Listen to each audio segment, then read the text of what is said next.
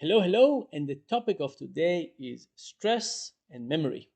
And I'm going to talk about things about stress and memory that are not that great for us. Okay, so think about your views about the world. When do you consider changing them? And it turns out that when we're under stress, we start thinking about maybe we should drop our current understanding of the world and adopt something new. So think about this image in front of you. This is called white noise.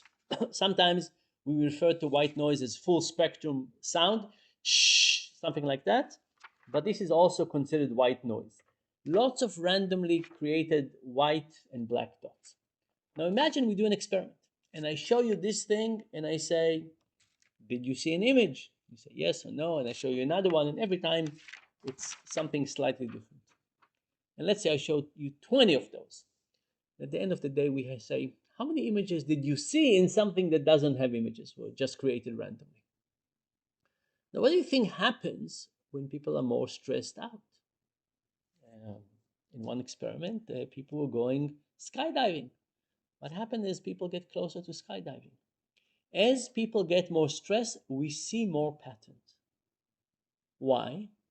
Imagine you're an animal in the jungle many, many years ago, and you think that there might be a tiger. What does your system wants to do? Your system wants to go into hyperdrive, look at every little thing and say, oh, these two leaves moving. It's a pattern. There's a tiger behind it. Oh, this thing is moving and this thing is moving. Maybe there's a tiger there. So when we are under stress, and I don't mean the kind of stress that says I have lots of emails to respond to. When we say, I don't understand what's going on here, under those conditions, our system gets into hyperdrive and wants to understand what is going on. And this is why stress is causing us to say, maybe I don't understand the world. Let me look for another pattern to understand what is going on here. So under stress, we over interpret patterns and we imagine that there are things behind them that might not be there. But I also said we'll look at memory. What's the issue with memory here? So if you're an animal in jungle and you think, oh, maybe these leaves are connected to a tiger and you run away, okay. But the next day you forgot about it. Maybe 2 hours later you forgot about it. You don't come and say, let me look again at those two leaves. But if you're a person with a good memory, you say, oh, maybe this and this are connected with Bill Gates, the government, the Illuminati, whatever. And then you search online and you find some things. And the next day you still remember it. So animals have this patternicity. When under stress, they look for more patterns, but animals look at it fresh every day. We humans, we don't.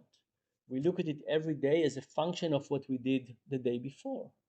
So that means that if we're stressed on day one and we start looking at the pattern and we find something and we come to some conclusion, not that it's a tiger in the bush, but we say, we think that pharma is doing X, the US government is doing Y, the Russian government is doing this, the whatever. The next day we don't start from scratch. We start from where we started before, and this it's now easier for us to take another step and another step and another step and another step.